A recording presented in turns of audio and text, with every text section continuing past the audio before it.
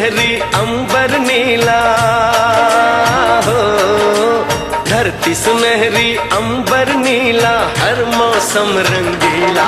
ऐसा देश है मेरा हो, ऐसा देश है मेरा, ऐसा देश है मेरा, हाँ ऐसा देश है मेरा।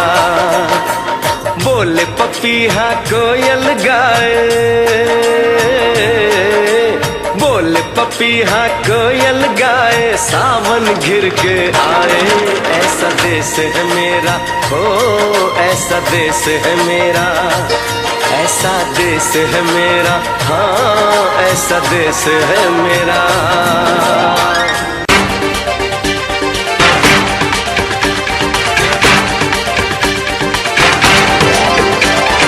हो जनता की हक की आवाज।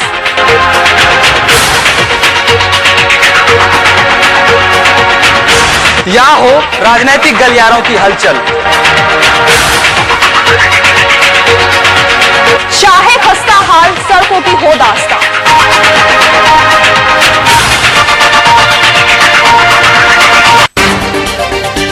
हिमाचल की हर छोटी से बड़ी खबर,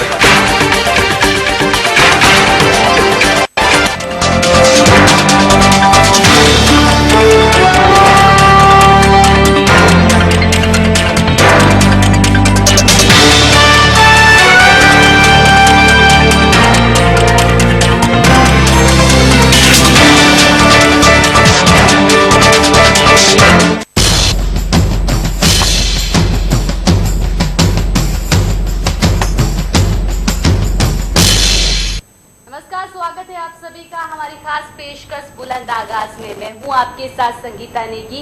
बुलंद आगाज में हम आज बात करेंगे सूचना के अधिकार की। सूचना के अधिकार के बारे में जानकारी के लिए हमारे साथ हमारे संपादक अमरीश शास्त्री जी जुड़ चुके हैं, साथ ही साथ आरटीआई कार्यकर्ता विकास गर्ग भी जुड़ चुके हैं, जो कि वरिष्ठ पत्रकार भी है। बहुत बहुत स्वागत है आप सभी का हमारे कार्यक्रम में।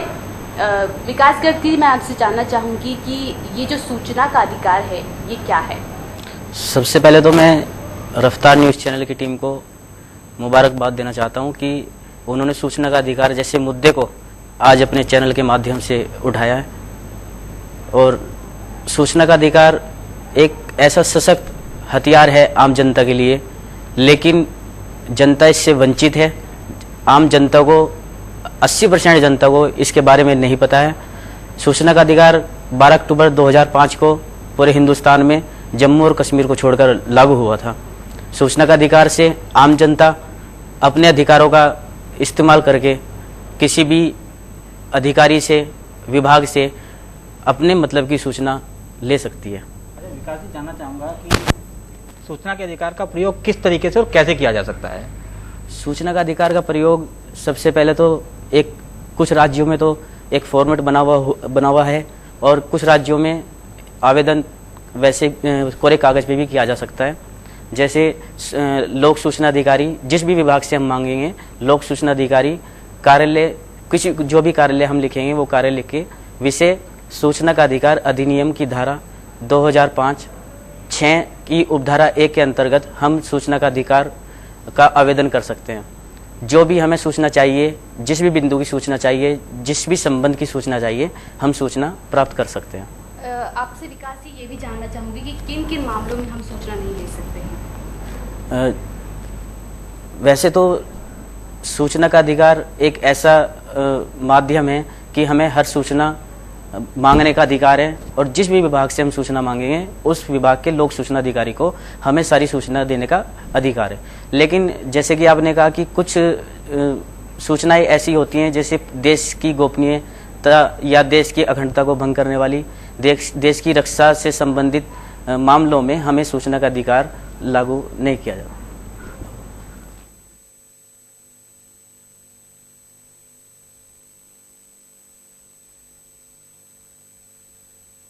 आपसे ये जानना चाहूंगी, माफ कीजिएगा विकास जी, आपसे ये जानना चाहूंगी कि धारा 6 की उपधारा 3 क्या है?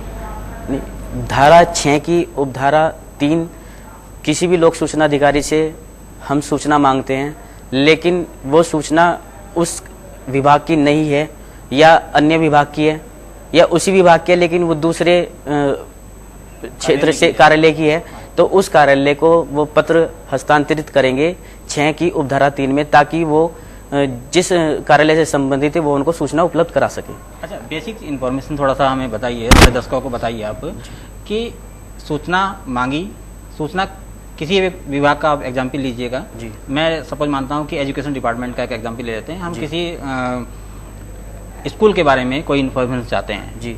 तो एग्जाम्पल देकर के हमें बताइए कि कैसे हमें किस विभाग को कहाँ पर जाकर के हमें एप्लीकेशन सबमिट करनी होगी। हमारे दर्शकों को इस बारे में पूरा बताइए आप एक एग्जाम्पल के रूप में एजुकेशन डिपार्टमेंट को लेकर। जी, जैसे आपने कहा एजुकेशन के मामले में जिला शिक्षा अधिकारी को हम अगर प्राइवेट स्कूल है या सरकारी स्कूल है, किसी भी संबंध कोई किसी भी तरह का स्कूल है, CBSE स्कूल है, ICSE है, वो हम जिला शिक्षा अधिकारी के माध्यम से हम सूचना प्राप्त कर सकते हैं।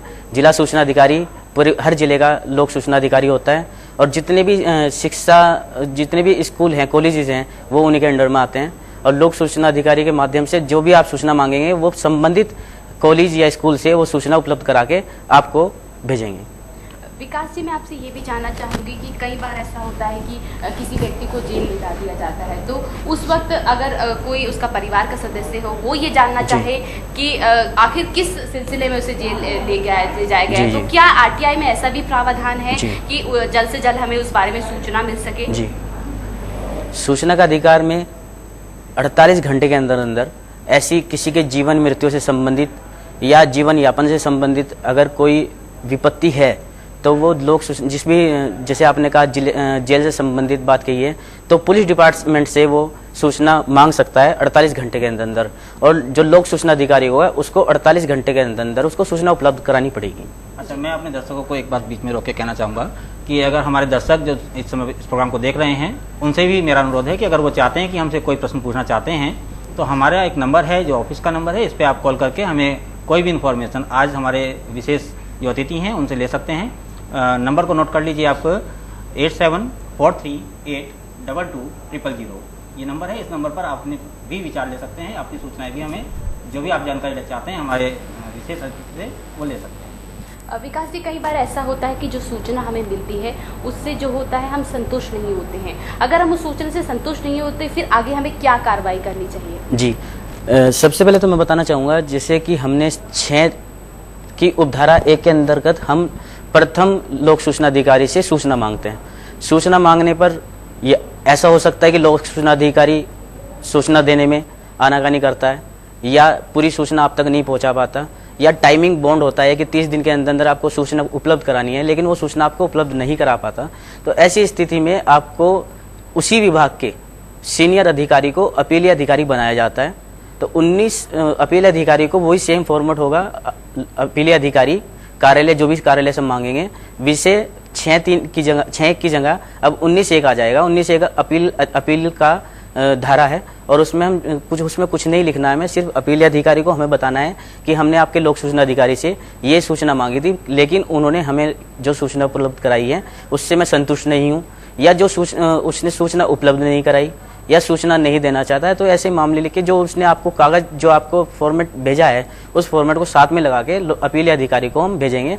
तो अपीलीय अधिकारी का दायित्व बनता है कि 45 दिन के अंदर अंदर आपकी अपील सुनी जाए, और अगर वाकई आपके द्वारा भेजी गई सूचना आपके को सूचना सही नहीं प्राप्त हुई है तो संबंधित लोक सूचना अधिकारी को वो निःशुल्क सूचना उपलब्ध करा के देगा।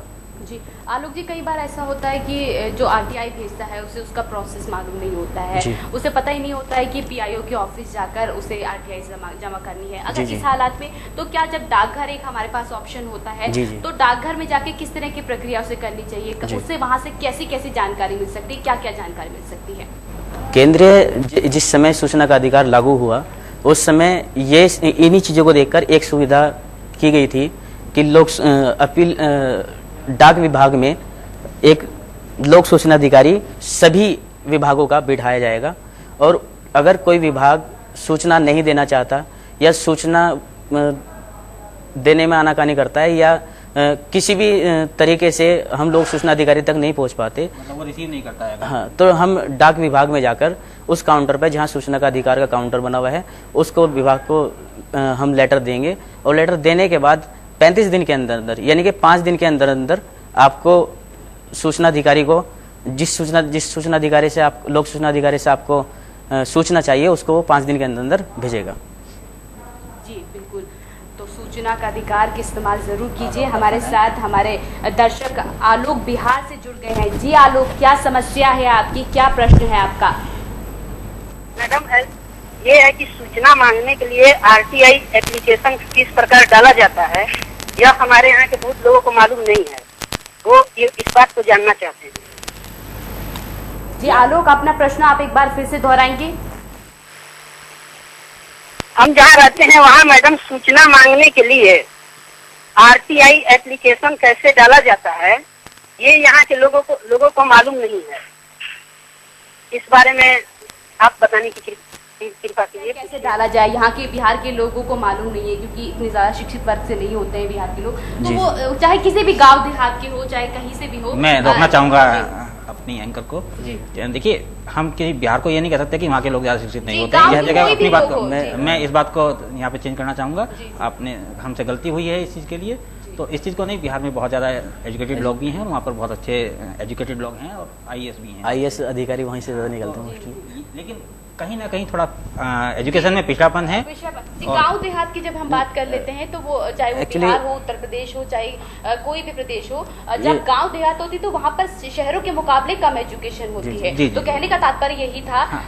तो वहाँ से उन्होंने पूछा है कि आरटीआई कैसे डाली जाए। उन्होंने कहा कि वो गाँव के वर्ग से आते हैं तो उन्हें इतना ज्यादा नहीं पता, यहाँ के वहाँ के लोगों को भी इतना ज्यादा नहीं पता है। तो उस पर थोड़ा प्रकाश डालें। देखिए आलोक जी, सबसे पहले तो मैं बताना चाहूँगा कि सूचना का अधिकार लागू 2005 में हो गया था, लेकिन जनता के बीच में उसको पहुंचाने में कहीं ना कहीं हमारी जो पूर्व सरकारें रही हैं वो विफल रही हैं। क्योंकि प्रत्येक राज्य में राज्य सूचना आयोग बना हुआ है और उनको पूरे राज्य में इस सूचना का अधिकार को पहुंचाने का दायित्व है, घर घर पहुंचाने का दायित्व है। घर घर जाकर उनकी बाकायदा जगह जगह ग्रामों में, शहरों में या जिस भी स्थान पर एक 100, 150, 200 लोगों का एक मीटिंग टाइप करके उनको सूचना का अधिकार के बारे में बताना जाना चाहिए। लेकिन राज्य सूचना आयुक्त जितने भी हमारे, मोस्टली मैंने देखा है कि कहीं भी इस तरह की कोई भी कार्रवाई नहीं चलती है। रहा कि आपने कहा कि सूचना का अधिकार क्या है और उसको कैसे मांगा जा सकता है। सपोज करो कि आपने राशन कार्ड के लिए अप्लाई किया है डीएसओ ऑफिस में और आपका राशन कार्ड समय से नहीं मिल रहा है, तो सूचना का अधिकार आपको ये अधिकार देता है कि आप एक लेटर लोक सूचना अधिकारी को लिखें और बोलें कि मेरा नाम आलोक, जो आपने बताया, और मैंने इस तारीख में आपको 15 दिन पहले एक आवेदन राशन कार्ड बनाने के लिए दिया था, लेकिन अभी तक मुझे उसके बारे में कोई जानकारी नहीं मिली है। और मुझे बताया जाए कि जिस दिन मैंने आवेदन दिया था उस दिन से आज तक किस किस अधिकारी के पास मेरा लेटर गया है, किस किस अधिकारी को उस पर टिप्पणियां की गई हैं, या मेरा राशन कार्ड क्यों नहीं बना। ये सारे क्वेश्चन जो भी आप चाहें कर सकते हैं राशन कार्ड संबंधित, और उसमें लोक सूचना अधिकारी को आपको जवाब देना होगा। और मैंने देखा है काफ़ी बार कि जब आप इस तरह के क्वेश्चन अपने लोक सूचना अधिकारी से करते हैं तो आपका राशन कार्ड भी समय से बन जाएगा और आगे के लिए भी जो अलग से और लोग हैं उनका भी राशन कार्ड जल्दी जल्दी बनना शुरू हो जाएगा। मतलब ये राशन कार्ड की बात नहीं कह रहा हूँ मैं, हर चीज़ की, चाहे बिजली का बिल हो, पानी हो, किसी भी चीज़ के लिए। जी बिल्कुल, सूचना के अधिकार के मतलब बहुत सारे फायदे हैं जो शायद लोगों तक अभी ठीक से पहुंचे नहीं है। तो इस कार्यक्रम के माध्यम से हमारी यही एक कोशिश रहेगी कि लोगों तक जो सूचना के अधिकार की जो काबिलियत है वो पहुंचे, लोग इस अधिकार का इस्तेमाल करें। आलोक जी, कई बार ऐसा होता है कि जब हम सूचना का अधिकार भेजते हैं तो लेकिन उसके बावजूद भी जवाब नहीं आता है, तो ऐसे में क्या किया जाए? जवाब नहीं आएगा तो उसके बाद क्या कदम उठाए जाए? देखिए, सूचना का अधिकार में 30 दिन के अंदर अंदर लोक सूचना अधिकारी को जवाब देने के लिए बाध्य किया गया है कि आपको आवेदन मिलने के 30 दिन के अंदर अंदर आपको आवेदक को जवाब देना होगा। लेकिन कुछ मामलों में लोक सूचना अधिकारी अपने दायित्व से हटकर या किन्हीं कारणों से वो आपको समय से सूचना नहीं दे पाते या आप उनकी सूचना से संतुष्ट नहीं हैं। तो जैसे मैंने पहले ही बताया था कि उनके सीनियर अधिकारी होते हैं अपीलीय अधिकारी। अपीलीय अधिकारी को हम वो बात अपनी रख सकते हैं अच्छा विकास जी, आपने अपीलीय अधिकारी तक तो हमें बताया, लेकिन अपीलीय अधिकारी भी अगर किसी कारण से वो सूचनाएं हमें उपलब्ध कराने में असमर्थ होते हैं जी। तो फिर हमें अब आगे क्या करना होता है? फर्दर हमारा आगे स्टेप क्या होता है? जी जी बिल्कुल, आपका सवाल बिल्कुल सही है। अपीलीय अधिकारी को 45 दिन का समय मिलता है। फर्स्ट अपीलीय अधिकारी को अगर उसने 45 दिन के अंदर अंदर आवेदक को संतुष्ट कर दिया कि आपको सूचना उपलब्ध करा दी जाएगी, और 45 दिन के अंदर अंदर अगर सूचना उसको उपलब्ध नहीं कराई गई तो उसका आगे का स्टेप होता है कि आप राज्य सूचना आयोग, जहां पर आयुक्त बैठते हैं, उन जितने भी जो भी राज्य है, सपोज करो मैं उत्तराखंड की बात करता हूं, तो उत्तराखंड राज्य में जितने भी लोक सूचना अधिकारी बैठते हैं वो राज्य सूचना अधिकारी के दायित्व में आते हैं। राज्य सूचना अधिकारी के पास हम आवेदक जो है अपील करेगा कि मुझे लोक सूचना अधिकारी और फिर सेकंड में अपील अधिकारी द्वारा मेरे सवालों का जवाब नहीं दिया गया, मेरी सूचना को सही नहीं भेजा गया। अपील अधिकारी के कहने के वजह से बहुत से ऐसा होता है कि अपील अधिकारी ने आदेश कर दिया लोक सूचना अधिकारी को कि आपको इसको सूचना देनी होगी, लेकिन क्योंकि लोक सूचना अधिकारी को सूचना नहीं देनी होती है तो वो अपील अधिकारी के आदेश का भी उल्लंघन करता है। तो ऐसे में जब राज्य सूचना आयोग के पास हमारा लेटर जाता है और अपील हम लगाते हैं कि हमारी ये समस्याएं हैं और हमें लोक सूचना अधिकारी और अपील अधिकारी ने हमें कोई जवाब नहीं दिया, तो धारा 19(2) अपील में, फर्स्ट अपील में 19(1), सेकंड में धारा 19 उपधारा 2 में हम राज्य सूचना आयुक्त को लेटर लिखेंगे और उनको जो भी हमें संलग्न प्राप्त हुए हैं, जो भी लोक सूचना अधिकारी और अपील अधिकारी से जो लेटर प्राप्त हुए हैं, उनकी 3 कॉपियां, मतलब 3 सेट हम उनको बना के देने होंगे, और फिर वो आपको अपनी कोर्ट में बुलाएंगे। कोर्ट में बुलाने पर आपका एक लेटर लोक सूचना अधिकारी के पास जाएगा और एक लेटर आपका अपील अधिकारी के पास जाएगा। वो आपको कोर्ट में बुलाएंगे और उनको भी कोर्ट में बुलाएंगे और उनसे जानकारी करेंगे कि आपने इनको सूचना उपलब्ध क्यों नहीं कराई, और उनको वो सूचना उपलब्ध कराने के लिए आदेश करेंगे। जी, तो हमारे साथ हमारे एक और दर्शक जुड़ गए हैं नोएडा से, राजेश जी। राजेश, अपना सवाल कीजिए। मैडम, मेरा सवाल ये है कि हम जैसे सूचना देते हैं तो उसके आगे की कार्रवाई हम किससे कर सकते हैं, यानी कोर्ट में हम किस अधिकार के तहत जा सकते हैं? कार्रवाई की बात कर रहे हैं, सूचना लेते हैं उसके बाद उन्हें क्या करना चाहिए? अगर वही बात जो सवाल जो मैंने किया पहले, जो सर ने भी किया था, तो वही सवाल वो दोहरा रहे कि आगे की कार्रवाई क्या होनी चाहिए।